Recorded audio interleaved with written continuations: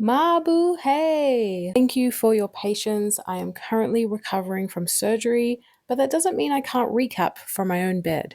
So today I'll be recapping the grand finale of Slaysian Royale, the TT, which stands for Totally Impressive Talent Extravaganza. I'm going to talk about the season overall as well, and stay tuned because my original vs All Stars season video is coming.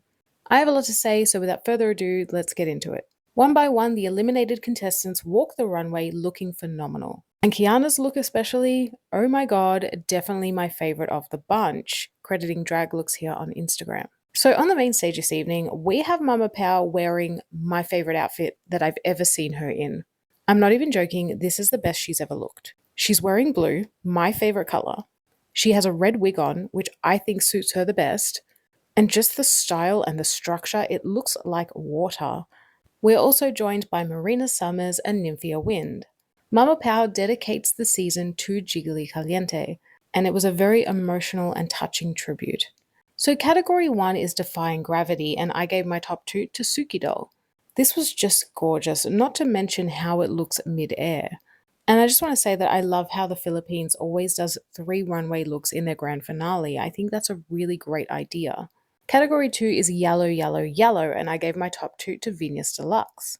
This was absolutely ridiculous and gorgeous and high fashion. I'm sure Nymphia loved this particular runway, but she wasn't wearing yellow herself. The one time she didn't wear yellow. And category 3 is Come In With Your Best Drag, and I gave my top 2 to Brigading. To me, this is one of the best looks she's worn all season. It's perfect to save for a grand finale.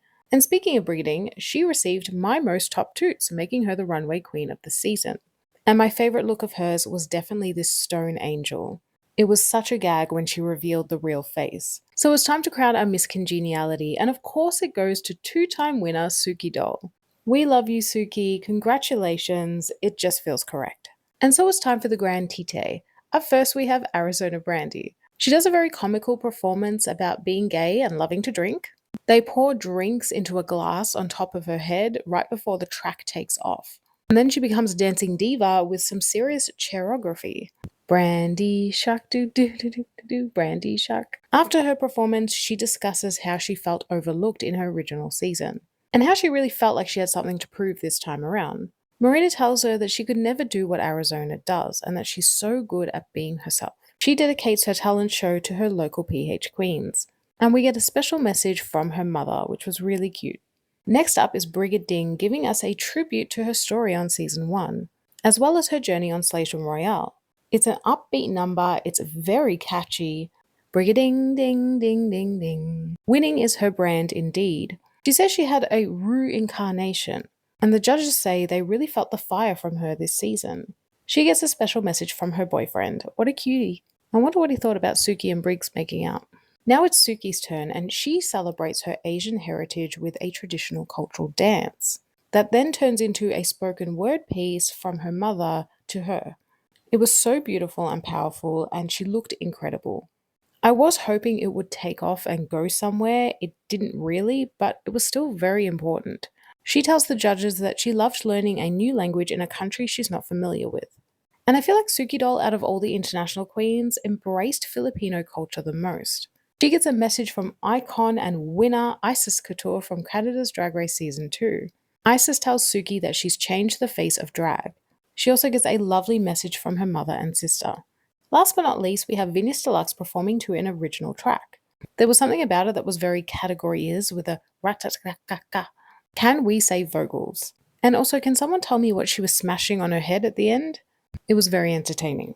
Mama Pow tells her that she really stepped out of the box this season with her runways. And Venus says she showcased the best of her drag with flying colours, and she did.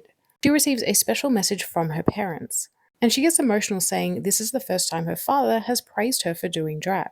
After the judges' deliberations, Mama Pow does the what would you say to your younger self, and that always makes me cry. She then goes on to announce that Brigading and Venus are the top 2 finalists. And I mean, have I not been saying in my recaps that they would be the final 2? They shoved that edit down our throats. It was very obvious where this was going. And I do feel bad for Suki in Arizona, but I very much expected this outcome given the edits we were shown throughout the season. They performed to Born to Do Drag by Marina Summers. Iconic. Briggs has a microphone and a flag. Venus is rapping in her shiny bodysuit. They both tore it up. Before the winner is announced, RuPaul wishes them well on screen. And Mama Pow credits her styling team all season long. There is no step down look because Slaysian Royale is the first of its name. And so the winner of Drag Race Philippines Slaysian Royale is Brigading. I mean, I'm not surprised. It's very well deserved. I'm so proud of Brigading for having such a phenomenal glow up and redeeming herself from her original season. But my friends, what did you think of Slaysian Royale and the winner? This was a very fun and entertaining season. I truly did enjoy it. However, I do feel it was a little bit disjointed. It sort of felt like they had a plan in the beginning for Kiana to win, and when they could see that she wasn't giving what needed to be gave, they pivoted to Brigading's redemption story. I also want to comment on the PH versus International Queens aspect.